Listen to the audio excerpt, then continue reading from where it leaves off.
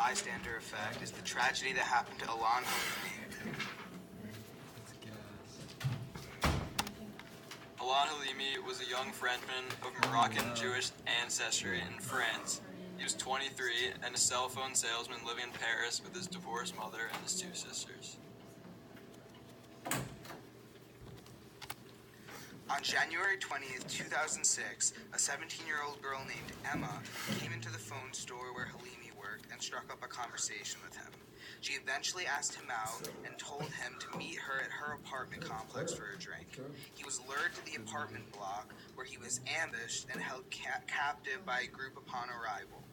While captive, he was tortured using knives and acid. Eventually, he was found barely alive in the woods and died on his way to the hospital.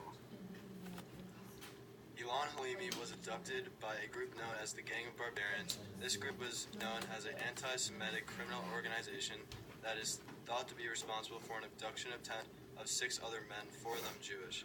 The leader of the group was a 25-year-old Yusuf Fofana. The kidnappers, believing that all Jews are rich, repeatedly contacted the victim's modestly placed family, demanding very large sums of money. In text, the abductors threatened his life and demanded 450,000 euros from his family, stating that they would kill him if they went to the police. Not having the money, though, Halimi's family had no other option than to contact the police.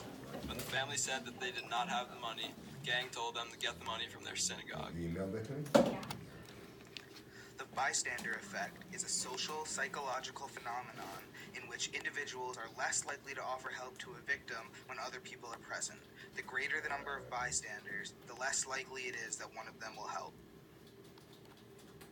In this case, the bystanders were the people living in the neighboring houses of the basement where Halimi was being held. Suspicious neighbors said that they did not go to the police station out of fear, while others said that they did not want to intervene in a business that was not theirs. Multiple witnesses said that they could hear his screams from their houses and did nothing. This is an example of the bystander effect, as all the neighbors were waiting for the other neighbors to step up and be the heroes of the situation. None of them wanted to break conformity and risk their safety for the sake of others. Unfortunately, this psychological principle led to the death of a young man. The example of an upstander that we found was Władysław Kowalski. Kowalski was an officer in the Polish military in 1940 during the Holocaust. He was known for hiding Jews in the basement of his house in order to escape persecution by the Nazis.